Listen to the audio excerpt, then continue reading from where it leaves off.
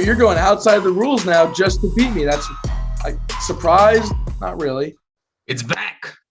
Matt's Madness. We're here. It's season 2, baby. I'm excited. I haven't done one of these in a while now. We've got a returning guest, Sam Bass, who reminded me that he was here killing Matt on one of these episodes, which is very true. He was definitely killing Matt now that I recall that episode. Sam, how we doing, my man? I'm doing pretty good. How are you? I'm doing great. And Matt, how are you? Are you ready for this annihilation, or like what do you got? It's some trash talking going on early on, bro. But like, come on, like give me a little something. Always some trash talking, and it's a new season, so expect big things in season 2. It's a new season. We're talking the transfer like portal because that's the thing to talk about these days with all these kids moving around whenever they want, wherever they want, in the middle of the season, whatever they want to do. So let's get right to it. The first question we're gonna ask, and I'll point this at Sam first, and you guys can go at it. Which team made the biggest transfer pickup so far this season or this offseason? So I really like what Miami's doing in the whole transfer portal in general. I like Nigel Pack going from Arkansas to Miami. Just fits the Miami system very well. Jim Larinaga got a nice pickup.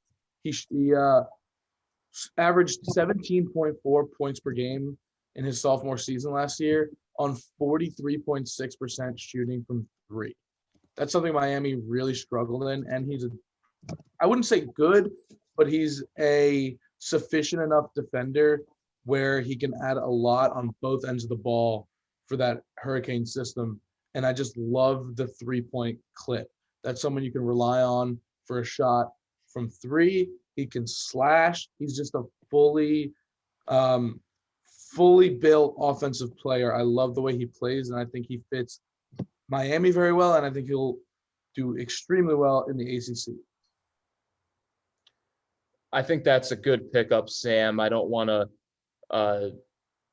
disagree with you too much there because there's obviously a lot of right ways that you can go based on how many transfers hit the portal this offseason. I'm going to cheat a little bit here and go with what Arizona State has done this offseason. It starts with Desmond Cambridge Jr., a guy that comes over from Arizona State, averages a touch over 16 points per game, about 5 rebounds a game, and plays great defense, almost 2 steals a game. So a very good player. It's going to be his 6th year in college basketball. Started at Brown, had to redshirt before the whole transfer rule got settled out into the new rule where you don't have to sit out a season, and spent a couple years at Nevada. Now he's over at Arizona State. But why is that big? It's because he brings a couple guys along with him. I've seen this a couple times in the portal this offseason. Warren Washington, another guy who played at Nevada with Cambridge, he comes over with him to Arizona State. He's a 7-footer who averaged 10 points, 6 rebounds, and a little over a block per game at Nevada. If you're a 7-footer, it doesn't always mean that you're going to be comparable, especially in a power conference. But if you play at a conference like Nevada and you're averaging around 10 points per game, it probably means he has some game. He can definitely translate to the Pac-12 enough. And then the other thing that went along with it is Desmond Cambridge has a brother, Devin Cambridge, who played at Auburn last season. Now, he only averaged about 5 points and 3.5 rebounds a game, but it's a lot different when you're playing on that Auburn team who many people picked to go to the Final Four versus a Nevada team that was about 1 or 2 years after their great run with the Cody and Caleb Martin twins. So I digress to go all the way back to the big pickup there is Desmond Cambridge, but the fact that Arizona State has been a struggling team is able to get Devin Cambridge and Warren Washington in that little trifecta of transfers, I think really puts the Sun Devils in a great position because Bobby Hurley needed that. Yeah, I mean, Matt, it's tough to argue with that, considering you're putting me 3 against 1. How am I supposed to compete with that? You're going outside the rules now just to beat me. That's surprised? Not really, but I think Arizona State had some nice pickups, but it's always a little tough, especially as you mentioned, the 7-footer going from a mid-major. Nevada, not the worst mid-major, but still nonetheless to a Power 5 school. I'll be totally honest. Some college basketball expert I am. I don't know who the 7-footer is you're talking about, but I'm assuming that he's not a physical specimen. He's not. So he can get hit around a little bit. You don't know how much he's going to play. The brother didn't get much time at Auburn. Who's to say that he's going to get time at Arizona State? So just because you're adding two guys, I don't know how important that is. How much time are they going to get? Nigel Pack's going to come into Miami right away and be a starter and be a first-team All-ACCer potentially. Yeah, I get that. Like when you're going with Nigel Pack, I think between our picks, Pack certainly by himself is the best player. I just like the fact that Arizona State didn't have a lot of options last year and they needed to pick up guys. And it just seems like they checked off a lot of boxes and they got a scorer in Desmond Cambridge. They got a guy with power conference experience in his brother Devin, who, if you're playing in a power conference, you should be able to translate to another power conference. And going from Auburn to Arizona State, I would assume his minutes should go up in the Bobby Hurley system. And then obviously Warren Washington should help out. I mean, I agree. He's certainly a lanky 7-footer, but 10.5 points and 6.5 rebounds, I think still should be enough to compete in the Pac-12. I'd say maybe he can average around 7 and 5. It's nothing insane, but it should be enough to help out because that Arizona State team needs everything they can get. But I will say, like you mentioned, Nigel Pack, great pickup. Miami needs a lot too because they're losing a little bit as well. Yeah, 100%. I mean, Miami's thrived in the transfer market the past 2-3 years. I think this is their best pickup yet. Wow. Can you guys, real quick before we move on to the next question, like two things. Can you guys see Miami making it because I'm looking at like the Elite Eight, I'm looking at the Final Four. Some of these teams, like I don't know how many moves like Duke has made. I know they picked up like one or two guys, but like, do you guys think these moves being made in the offseason right now can lead to like real success for teams? Like we saw a guy like Cole Swider come from Syracuse and they didn't really he played well, but they didn't really get exactly what they needed out of him the entire season, to be honest. It's like, can you see these teams improving to the point where they can get to the next level, or is it just they'll just stay under over water a little bit and just keep going like that? I think that it's kind of a weird thing personally with Miami because you could compare it one of two ways. You can say, are they going to be at the same level and make another Elite Eight run, or are they going to be at the same level and get in the NCAA tournament as an 8 or a 9 seed like they did this season? I might be wrong. Was Miami a 10 seed? I think they were a 10 seed, correct? I could see that happening again because at the beginning of the season, not a lot of people were high on Miami. I picked them. This is the pick I always go back to at the beginning of the season. I said Miami is the sleeper out of the ACC. I was right. So I'm rolling with that again. But I think that can be Nigel Pack because Charlie Moore was that for Miami last year. He had bounced around to a couple of teams. What was it, 4 teams in 6 years for Charlie Moore? And it really clicked once he came to Miami. He was coming there, played at Kansas, played at DePaul, got to Miami. That's where it clicked. That could be Nigel Pack. You got a guy like Charlie Moore that did wondrous things at DePaul, but it's DePaul. Same thing for Pack. Did wondrous things at Kansas State, but it's Kansas State. They're struggling as much as any power conference in the country. So, yeah, I mean, you look at the stats and you might say, oh, well, he did that at Kansas State. But as Sam's mentioned before, Pack brings a lot more than just, a scorer at Kansas State. He could be a scorer anywhere. Right. All right, cool. Great question there. Great answers, guys. Let's move on to the second thing. Which under-the-radar player can be most improved transfer? I talked about Cole Swider a little bit. Like, we saw him break out a little bit throughout the end of the season there. But which guy do you think can make the most impact on his new team coming in right away? Go ahead, Matt. Yeah, I'm going with an interesting answer here because I don't think that it's a guy that has really normally when you think of an under-the-radar player, you might think of a mid-major guy that is joining a power conference or something along those lines. I'm actually going with a power conference guy that, like Charlie Moore, he's going to his third stop now in 5 years, and that's Noah Locke. He started at Florida, played with the Gators for 3 seasons, ended up at Louisville last season. What makes him an interesting player is he's kind of always had the same game, same performances since his freshman year. Started at Florida, attempted around 8 shots per game, averaged 9.5 points, around 2 rebounds a game, not a big passer, not a big defender. Stayed at Florida for the next 2 seasons, practically the same stats. In fact, from his sophomore to his junior year, averaged the same amount of points per game, and his field goal percentage was, you could have said it was the same, about 42.9% to 42.5%. That's a lot of stats, but it's so comparable. You almost know what you're getting. You're getting a guy that this is what he's going to put up. Then he changes scenes and goes to Louisville. Same difference. Gets about a shot more per game. Field goal percentage drops a bit, but he averages around the same amount of points per game. So I think that's why he transferred. He obviously maybe didn't have the right shot selection that he wanted. So I think that changes things on his part.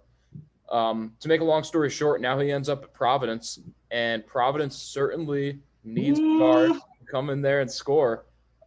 This is what I think makes it under the radar and interesting.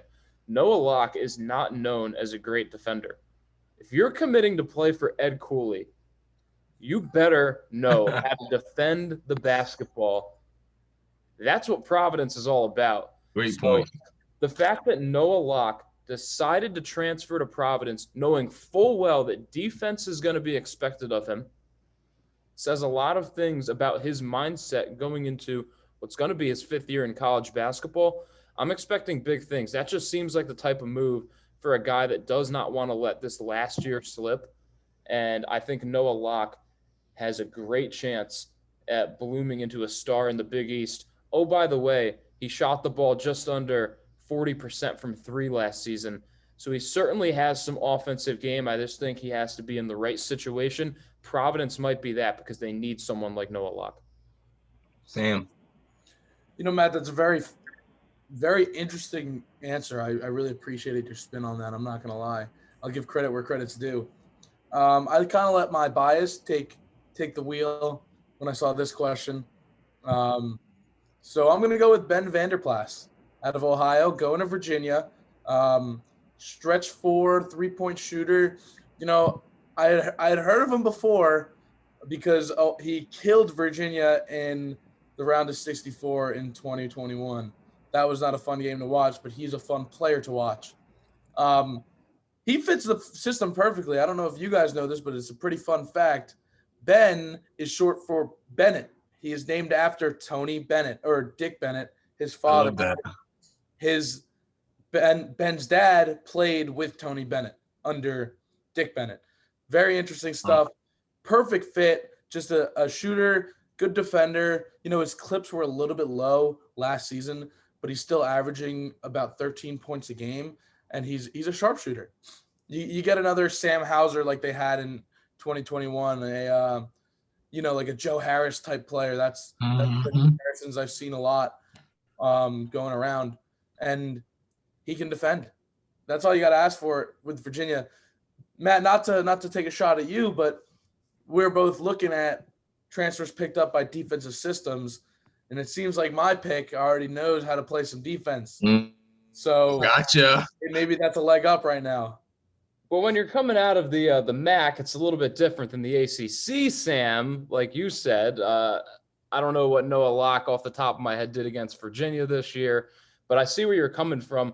I will say I do like that pick a lot. Ohio was one of the few teams that I actually got to watch in person last season. Now, Mark Sears took over that game, so I didn't get to see probably what Vanderplas is totally capable of, because Mark Sears went off for something like 30 points almost in that game against Buffalo. So Vanderplas, I think he finished up with he had double digits in that game. But I do like that pickup a lot for Virginia. And we all know that Virginia does need a lot because they were a struggling team last year. Providence was not a struggling team. So, if you're a transfer, you want to go to a really good team. Virginia used to be a really good team. Last year, I don't really know. So maybe this can help turn the tide there for those Cavs. Maybe you can get back into the NCAA tournament there. I don't like the subtle jabs that you're throwing at me. I thought this was a but the Virginia will be just fine. You get if we're doing this now. If you want to do this, I'll do this all day. That's exactly what we're doing. You got the entire starting 5 coming back. You add a great recruiting class, top 20 in the country, And then you add guys like Vanderblas. It's just everything That's a good builds on point. itself. And Tony Bennett knows what he's doing. Do not doubt Tony Bennett, because if you do, then Don't you've doubt never the watched man. the sport before. Look, what I will tell you is I think Oh, that even with how I think Noah Locke might turn out at Providence, I don't know if Providence is a top 4 team in the Big East this year, and the Big East is a little bit down. I'm just not sure if they can repeat after what they might lose. And even though what they're bringing in, I do think Virginia, ACC obviously has more teams. So I'll say Virginia seems like a top 5 team in that conference next year. I like they are ready this morning. I love it. Oh my God. Okay. Well, before I get to the third question, I do want to ask you, the two of you, real quick. What do you guys like think about the transfer portal? Like, do you want there to be like certain changes? I'm sure you guys have both thought about this, being like avid college basketball fans and writers and experts, whatever. What, like, Sam, I'll start with you. What are there certain things about the transfer portal that like really bother you? Are there things that like you're like, it's all good, I don't care if a player wants to leave, they can leave? I saw someone say coaches should have a transfer portal too. Like then they can leave whenever they want. Like just because the players have that freedom, should the coaches have the same like kind of freedom? I don't know. That's kind of out there, but yeah, quickly, like you guys' just quick takes on that. It's terrible. It adds no value to a commitment at a high Mm, school. It's like, yeah, it's fine. You pick a school, you don't like it, then right. you transfer, but there has to be some sort of repercussion for doing so, whether it's sitting out half a season, not being able to be given a full scholarship. I don't know. But you can literally leave because a bird landed on your arm and you didn't like that. So You you're don't going like the somewhere pizza else. in the cafeteria, Yeah, right? there's a girl who looked at you wrong across campus. So you can leave for anything and just go wherever you want. You can say, "Oh, this program looks to be a little bit better, and the parties look better, so I'm going there." What's There's nothing important about a commitment now. Like you're not Mm, looking at the school the same way. You're like, I'll make this decision now, and then if I don't like it, I'll leave next year. Yeah, I agree. I think what they should do is you can't really fault a kid for moving on to a new college because you never know what the situation might be. So I like how they got rid of the initial rule where you have to sit out a year because I thought that was ridiculous. But now it's getting taken advantage of. So I kind of look at it as a hybrid where first time you transfer, don't have to sit out a year. Next time you transfer, if you transfer for a second time, that's when maybe you have to sit out a year or half a year, like Sam said. a year, So, yeah. you know, make sure that these guys aren't jumping around every single time. I mean, transfers have always been a thing. That's nothing new, but it's just becoming easier now. And Yeah. I mean, people have said it before. Uh, Kids are getting weaker in a sense. They, like Sam said, just the littlest thing might pry them away from the school. You might not be getting 5 minutes more than you wanted coming into the school, and now you're going to transfer because you see 5 more minutes at this other school. I don't know. A lot of times it does benefit the kids.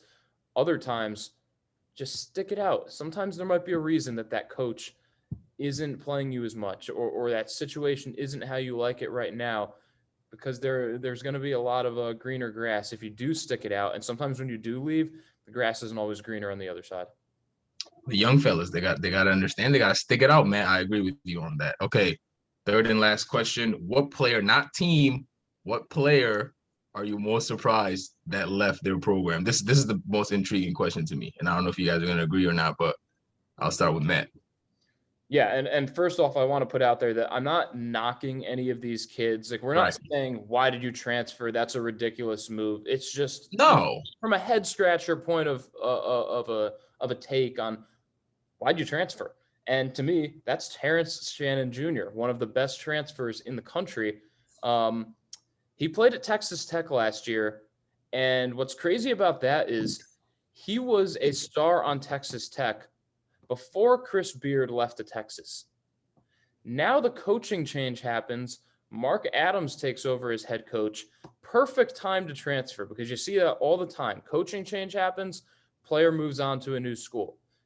Terrence Shannon decides to stay at Texas Tech University.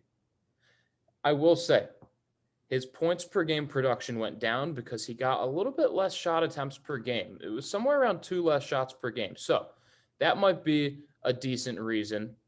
But it was also a Texas Tech team that people thought might be able to compete in the Big 12. So to me, I see it as I can understand maybe you didn't like the role that the new coach brought, and you just wanted to see what Mark Adams might bring. But when a new coach comes in, usually they tell you what your role is going to be and what you can expect if you stay with the team, because the coach knows full and well that they weren't the coach when you got there. So you have all the right to transfer if you'd like to. Terrence Shannon stuck it out. So I'm just a little bit surprised that he didn't transfer initially when Mark Adams came in, if they had that conversation.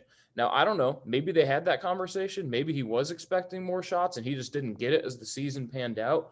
Maybe that wasn't the reason at all, and I'm just making this all up. I don't mean to put words in his mouth, but that's just what it seems like from the outsider's perspective. Also, with the losses of Kevin O'Banner and Davion Warren, it might have opened up more time for Terrence Shannon to become an even more valuable asset on the Texas Tech offense this season. It's a defensive team. He's an offensive player. He certainly can play both ways. He's going to be a coveted pickup. It just kind of was a head scratcher for me because I felt like if he's going to stick it out with Texas Tech initially, he's going to be there again and run it back with a team that still has a chance to make a run to the second weekend this season. But, now that he leaves, it kind of puts Texas Tech in a tough position, but certainly opens the door for Shannon to join an incredible ball club next. Go ahead, Sam. Yeah, Matt, I'm not going to lie. I had Terrence Shannon in my head. Wow. That's not my final answer, but it was definitely a possibility. And I'll explain later why I didn't pick him, but my pick is going to be Andre Curbelo of Illinois. He struggled last season after a great freshman campaign because of a concussion issue.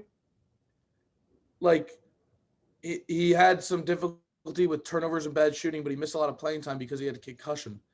Why is that a reason to leave? Very confusing. His numbers were a little bit down, but the team loses Kofi Coburn as well. It seems like a perfect situation for him to have a bounce back year after he had a great freshman season. The system didn't change at all. He's going to be in a position where he's going to be the star next year, and he leaves to go to St. John's, who's not a better team than Illinois. I was totally dumbfounded when I found out he was going to transfer. And that was a clear choice for me. I can see where you're coming from because Andre Curbelo felt like he was going to break out this season. And, once he transferred, you're kind of like, where does Illinois go from here? I feel like there's no wrong answer with either of our picks. I just think they're very strong picks. And I want to point that out because I know that on this show, we like to sometimes, find a way to disagree. I don't want to say force a disagreement because I feel like, a lot of times we do come up with totally different opinions on these things. This is one of those few times where we both had a different player, but it's just kind of the same backbone to it where it doesn't make sense. I will say that Andre Curbelo is a player who I think can help St. John's become better. I really like what St. John's is doing. But like you said, it's not like St. John's is the cream of the crop in the Big East. They didn't even make the NCAA tournament last year. Mike Anderson might be on the hot seat. So good pickup if you're St. John's, but if you're Andre Curbelo, why? And, he's from Long Island, so that could be why. But otherwise, why? Yeah, I'm totally with you. Terrence Shannon was also a head scratcher for me. I think if you're looking for an explanation based on why wouldn't you just go last year, maybe he was trying to test out the new system and decided he didn't like it. But yeah, I agree. Perfect time to do it is right when your coach leaves. I wonder if he's going to follow Chris Beard to Texas. You never know because Texas needs a guard too with Courtney Ramey in the transfer portal. Now, they got Sir Jabari Rice from New Mexico State, who I think is a good pickup. But if they got Terrence Shannon, that could be interesting. I'm looking back at Shannon's stats right now to be quick with it. His 2-point percentage went up about, a decent amount from the year before, but it wasn't as good as his freshman year. His 3-point percentage improved tremendously. That was one thing to note. But again, doesn't mean that that's Mark Adams making that better. That could just mean that he's working on it in the offseason. That not everything is attributed to a coach. what I think you do attribute to a coach is the fact that Terrence Shannon averaged 7 field goal attempts as a freshman, up to 9.5 as a sophomore, only 7.5 last year. That's a pretty big disparity where you're taking 2 less shots per game after you just blossomed from a freshman averaging 9.8 points per game to a sophomore averaging 12.9, because that's a big enough of a raise from a freshman to a sophomore to then say, yeah, he doesn't need to be as big a part of the offense, which is just what it seems like when you look at the numbers. Let me say this real quick before we end the show. Since you guys are agreeing so much, I'm going to try to light the fire a little bit. Let's see. So out of the 2 players that you guys have picked, which player at the end of the day you think will have the most impact by the end of the season on their team? Like which player's skill set, which player's leadership abilities, whatever you want to call it, will have a bigger impact on their team? Go ahead, Sam. Terrence Shannon, he's the more talented player. He just adds so much to any team he goes on, and he hasn't made his final decision. Correct me if I'm wrong. Last time I checked, he has not made his final decision. No. I'm so low on any St. John's team because I live pretty close to them and I pay close attention. And obviously I'll root for Seton Hall a little more in the Big East. Shout out Matt Mlodzinski for that one. Seton Hall, right in my backyard. Yes. It's I just don't like anything about the St. John's program, and I don't think that anything that Curbelo could add could make them a legitimate contender. I'm more excited about what Andre Curbelo can bring to St. John's because of the tandem he could create with Posh Alexander. I think if that clicks the right way, that could be a fun backcourt to watch in the Big East. But it's only if it clicks. If you're banking on a guy who you know is going to click, Terrence Shannon's your answer. If you want to see something that could work out and be really fun to watch, that's the St. John's backcourt this season. Fun times. It's going to be a fun season to watch, fun off season with all this transfer portal stuff. That's all the time we have for you folks. Episode 2, follow all of us on Twitter. Follow especially at CBB Review on Twitter, Instagram. We'll be back with episode 3, I'm sure, talking about the draft or whatever we want to talk about. Thanks for listening in, and we'll be back.